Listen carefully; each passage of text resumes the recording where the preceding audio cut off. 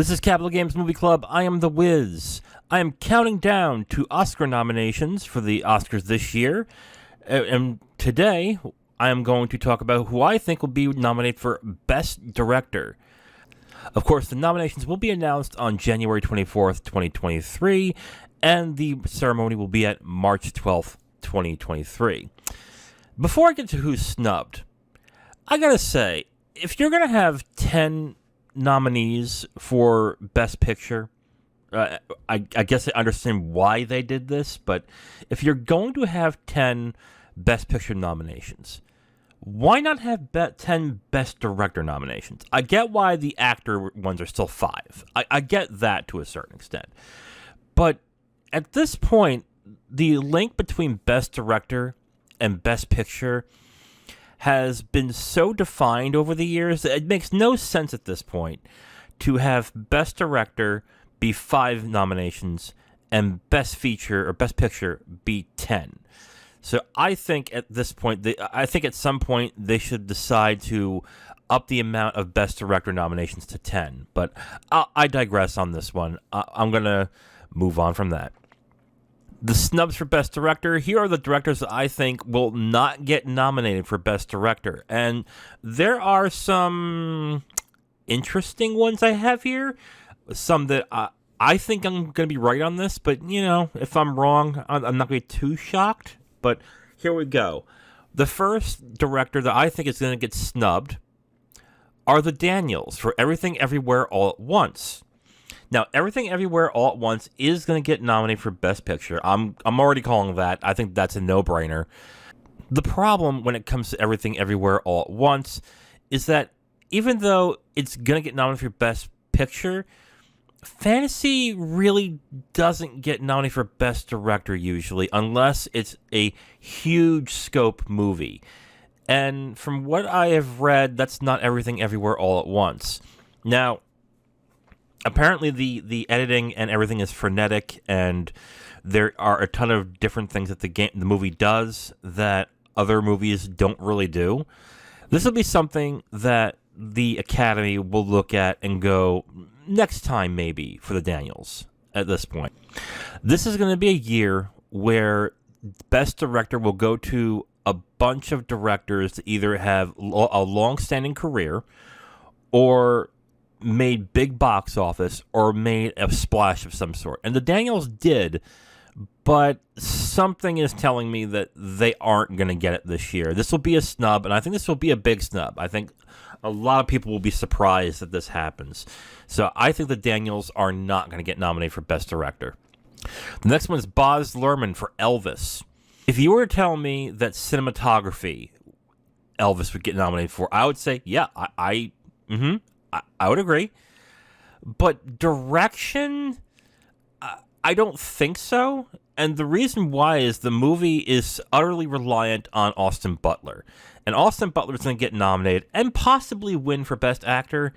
And Luhrmann made some questionable decisions, according to critics and some moviegoers, when it came to Elvis in this movie.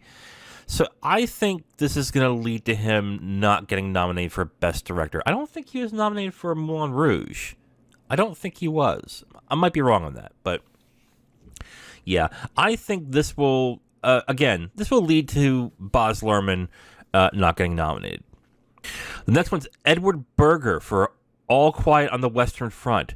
This is the one I think I might get wrong. Edward Berger was just nominated for Best Director at the BAFTAs.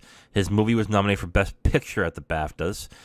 And it kind of makes sense that he might get nominated and his movie might get nominated for Best Picture. I am seeing some other movie getting nominated in place. Or I'm seeing somebody else getting nominated in place of him when it comes to All Quiet on the Western Front. This is not a quality issue. All the buzz and all the word coming out of All Quiet on the Western Front is that it is a great movie, a hard movie to watch at times, but a great movie. So it will be one of those snubs. I think people will be like, oh, that sucks. But unfortunately, that's just the cost of having just 5 picks for Best Director. So yeah, I think Edward Berger gets snubbed for All Quiet on the Western Front. Here's another one that might piss people off. James Cameron for Avatar: The Way of Water. Okay, so Avatar is about to break box office records. I think it's right now the 6th highest grossing film in the world at this point. I think it's 6th at this point. I really don't pay attention to box office too much. But the word with James Cameron's films has been either it's beautiful and it's gorgeous looking, it has great computer generated graphics, everything and all that. But the story is essentially the same. And the Academy Awards does not usually honor directors who essentially make the same movie twice, unless they do something drastically different, which from what it sounds like, Avatar: The Way of Water did not do that. So I think this is going to lead to James Cameron not getting nominated for Best Director for Avatar: Way of Water. Again, I want to say this right off the bat, too. The director spot is one of the tougher ones I had to pick, because I could see a lot of people getting snubbed or being replaced for others. So if it turns out Cameron gets in, I would not be surprised. But I get the feeling that he's not getting in. I think he's going to get snubbed for Best Director. And the last one I think is going to get snubbed is Gina Prince-Bythewood for The Woman King. This might upset a bunch of people when it comes to who gets snubbed here. I think The Woman King is getting snubbed majorly on all categories this year on the Oscars. I think you're going to find very few nominations for this movie. The movie came out a little too early, so the buzz and talk about it has died down. Even though the direction got some praise, it's got more praise. I think I got more praise on its action than anything else. So there are other action movies that I think got more praise than this. I mentioned this with Viola Davis in the Best Actress category, but Woman King is in a weird halfway point where it's not quite a blockbuster and it's not quite an art house flick. It's kind of both, or it has sensibilities of both. And this is a year I think that the Academy is going to want to honor both. And it's going to be pretty hard to differentiate which is which with The Woman King. Is it a blockbuster movie? Is it an art house film? Is it a message movie? Is it a good time movie? And if they can't correctly identify either or if there's a debate as to which it is, oftentimes what happens is it gets snubbed and it gets left out. So I think that will lead to Gina Prince-Bythewood getting snubbed for The Woman King as Best Director. All right, so here are my picks for the 5 who I predict will be the nominees for Best Director. The first one's obvious, Steven Spielberg for The Fabelmans. I mean, I think this is going to be his 7th Academy Award nominee. I don't quote me on that. I'm possibly wrong. Whenever he has a halfway decent to good movie coming out nowadays, he gets nominated for Best Director. It's just a foregone conclusion. It just happens. And this is a movie that is getting a lot of praise, and it is ostensibly about him.